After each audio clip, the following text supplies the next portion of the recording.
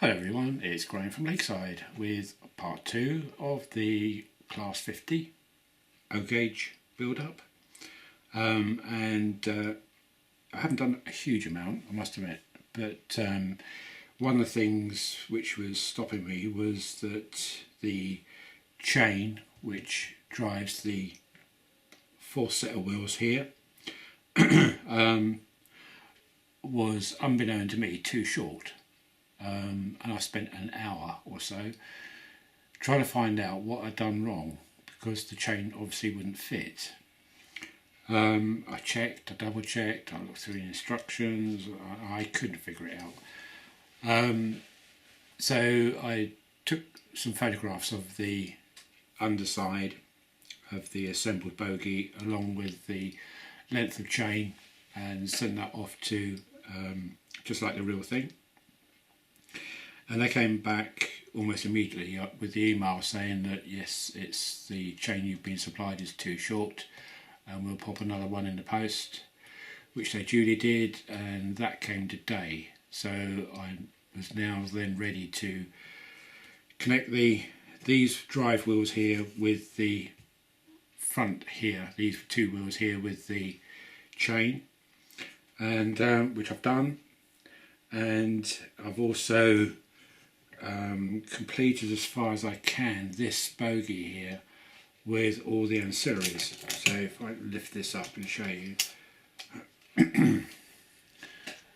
so you can see I've got the air cylinders on and the step, and the only thing left to do is to put the brake shoes on and the brake adjusters, which sit underneath here, but I can't do those really until the very final stage, because to do that, once I've done it, I can't take the wheels back off with the brake adjusters on, because the brake adjusters fit over the top of the wheels and also behind. So I've got to be absolutely 100% that it's running fine, that I'm not going to take it apart again. So those parts will need to be put on at the very last moment. So obviously my job to do before that was to make sure all the mechanics were running smoothly and correctly, which they now are. This end is exactly the same, but obviously without the motor. So I can crack on with this one, and well, this one's finished. So I just need to detail this end. What I've done is that I've bagged up the components ready to go onto either bogie. This is all I've got left to do, which is I say all I've got left to do, but it's that lot in there, which is brake shoes primarily, and pins to hold the brake shoes, and that is about it. The brake adjusters are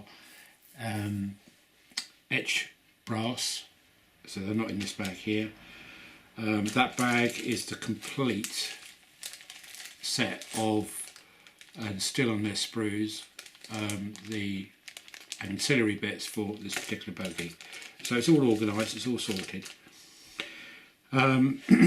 So once I've got this bogie to this stage, the next job is to take it all apart again.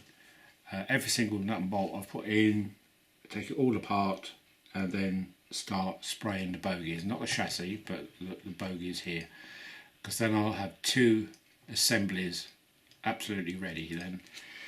So for the spraying, what I will be doing is, first spray will be a etch primer, and that will be cellulose based. So it'll be an etch primer, and then over the top of that, the etch primer is exactly what it says on the tin. It etches into the plastic or the resin, and it doesn't just sit on top, it actually etches into it. So there'll be an etch primer, and then over the top of that will be a fine dusting. It really will be a fine dusting of filler primer, and then that will be sanded down as much as I can, just very lightly.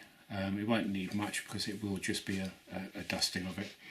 Now, you may raise your eyebrows when I say that it's cellulose based, but it's not a problem because I can then spray acrylic over the top quite safely on the cellulose. You can't do it the other way about. If you put cellulose on top of acrylic, you'll end up with a sticky mess. But doing it the other way, cellulose first, then acrylic, that's absolutely fine. So that's the next stage really, is to take this apart and spray it. And then there will be a top coat of, so it would be etch primer, filler primer, and then a acrylic satin black. And then that will be a complete overall black of everything. And then after that, it will be then down to me to weather the bogie. And it's exactly the same process, obviously, for this end. So if you take the chassis off, I will then have two bogies, totally complete, and that will include all the wiring for the pickups, because they're still not on there, hence the two wires coming directly out of the motor. The pickups plus the brake adjusters and the brakes.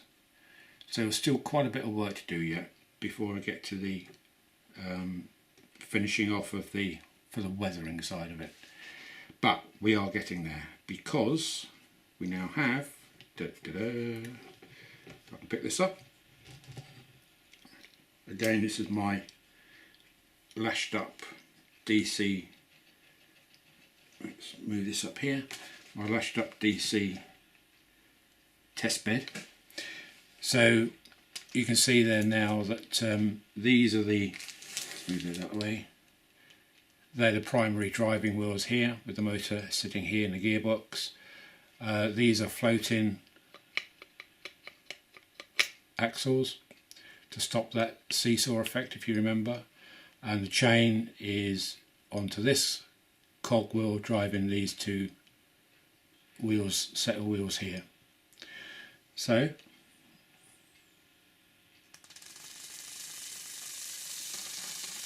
we now have power and drive. Now I've had this motor running for 2 hours, 1 hour one way, 1 hour another way. I normally run it in for an hour, half hour on my 00 stuff.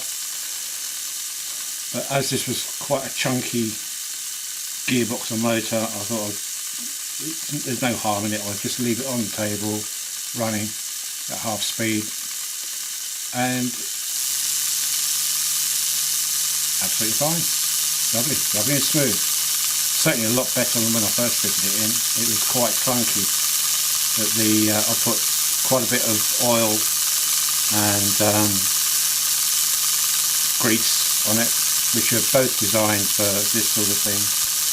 It's not going to attack the plastic or anything. Well, it's running quite neatly.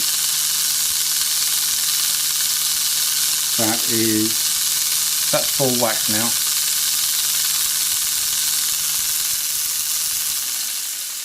If I slow it down,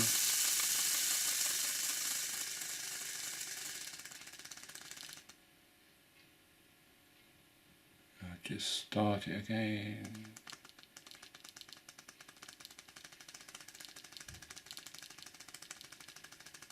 And I think I can improve on that.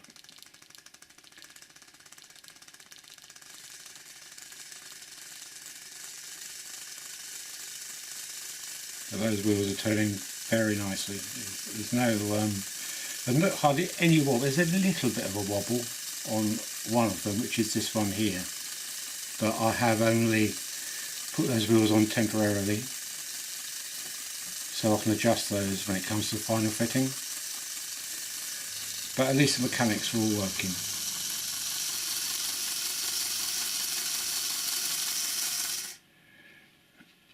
So, in theory, whether this will work or not, I don't know. I've just thought about it as I was talking to you.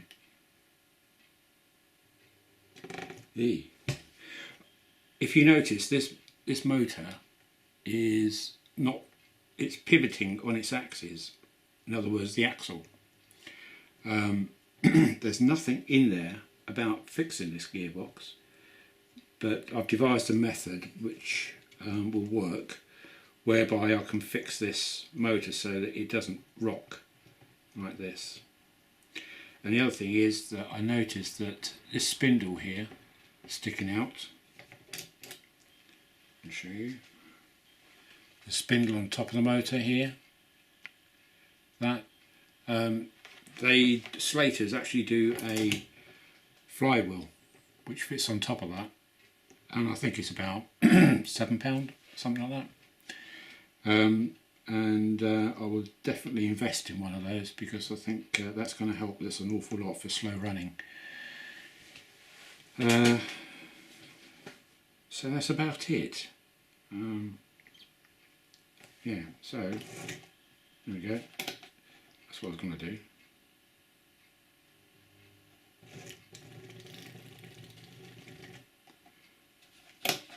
We have movement.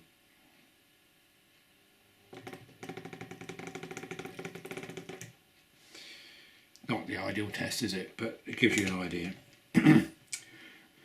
Excuse me. Now, one last thing. I've had a few people saying where you're going to run it and so forth. I don't know. I really don't know. I've got one idea, but it was primarily for a display case, and just get it out and have a play with it and take it to some, hopefully, maybe, when it's complete, to a couple of clubs. But I would like to get at least a few yards of track so that I can at least run it up and down it. You never know, maybe in a year or so's time I might have a little bit of a small garden layout, but that needs to be worked on by somebody else who lives in his house. But anyway, so I ordered some track yesterday, some O-gauge track. Not much, just 6 lengths of set track, Pico set track, just straight for now. And it was primarily just so that I could get this running over some length of time, because I shall need it for when I start doing the DCC sound decoder on it, and obviously the smoke as well. And so I'm absolutely, excuse the French, pissed off tonight, because I ordered this, especially, I am going to name and shame, I don't normally, but I will do.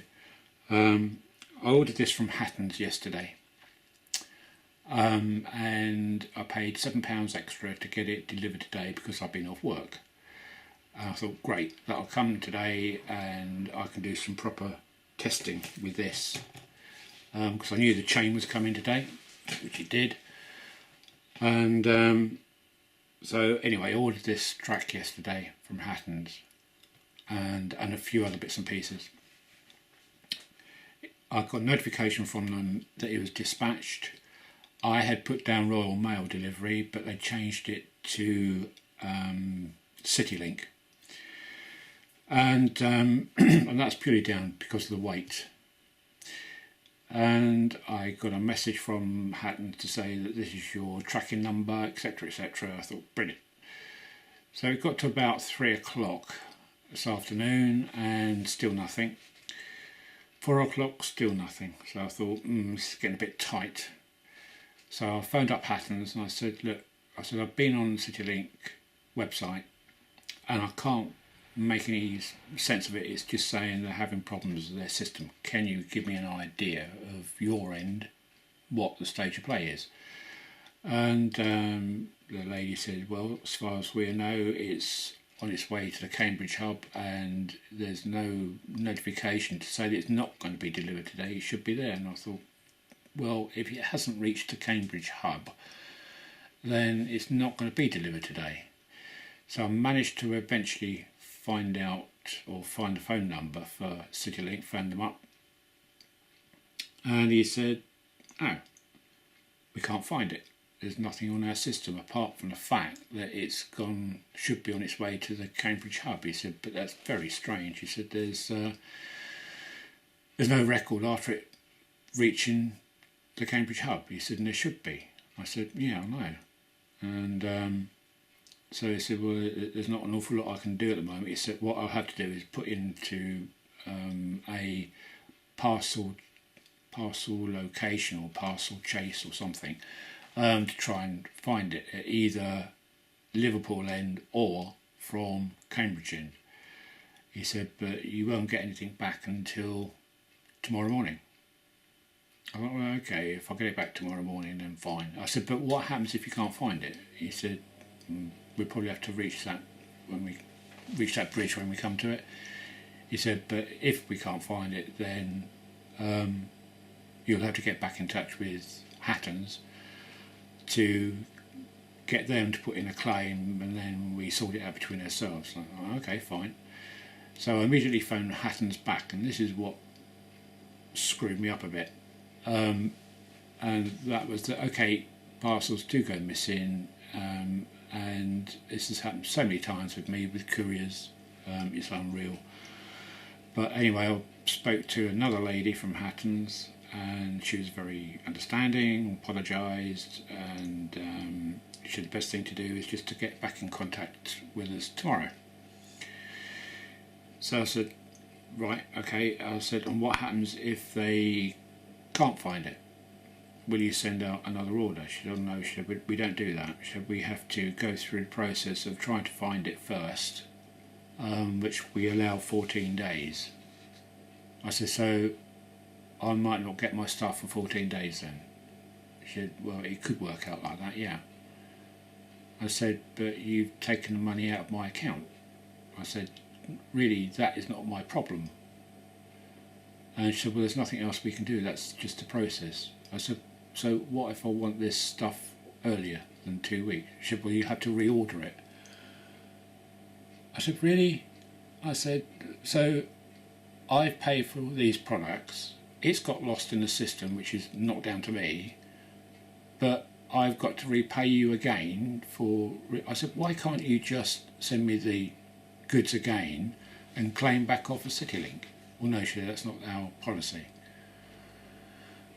So if it is lost tomorrow, I don't think it will be, but if it is lost tomorrow, then the only way I can do this, if I don't want to wait for 2 weeks, it's not just a track, and say there's other bits and pieces which I do need.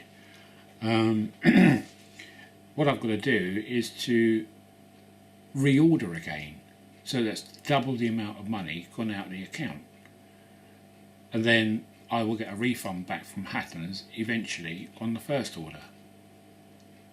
Now, I'm sorry, but I really don't think that's good enough. I mean, it's me sitting here who's had the money taken out and no goods delivered at the moment. It might all sort itself out tomorrow, which I hope it will do. But if it doesn't, if they can't find it, that's the process I've got to go through, which I think is shocking. I really do. You know, it's for a company like Hattons, you would have thought they would have gone, look, don't worry about it. We will send you another order out and we will take it up with CityLink. End of. So I'm not a happy bunny tonight. I am as regards this, because this has worked out absolutely fabulous. It's all going hunky-dory. But as regards Hattons, I think that's bang out of order. CityLink, yeah, well, you can, yeah, that's standard practice, isn't it? That they don't deliver on the day. Sometimes you can get it on the day, sometimes you don't. Sometimes the parcel's lost. For a courier system, all they've got to do is one job, deliver, and they just can't even do that, can they? As you can tell, I'm not happy with them. I'm not happy with Hattons. I'm not happy with CityLink either. So that's the story on that. No doubt it will all sort itself out in the end, but it just annoys me that at the end of the day it's down to the customer who has to fork out again, when it's not my problem whatsoever. You know, that should be, the contract is between Hattons and CityLink, not me. I've got nothing to do with the courier. All I've done is pay for the service via Hattons. They are my contract, not CityLink. And so there you go. Right, enough of me moaning. So it's all working, all great. Now it's time to take it all apart again and finish it off ready for spraying. And then after that I'll put it all back together again and bolt it to this, and then it's time for the first part of it, which will be the decoder. So the part I will be concentrating on for the decoder will be the sound and obviously the power. The smoke part will come secondary, so the next stage will be just sound and power. I want to get that perfectly correct. The sound's going to take me quite a while, because I've got to make up a sound box to go in here. I've got to chomp out these fixings here and remove them and position them somewhere else, probably about here and here,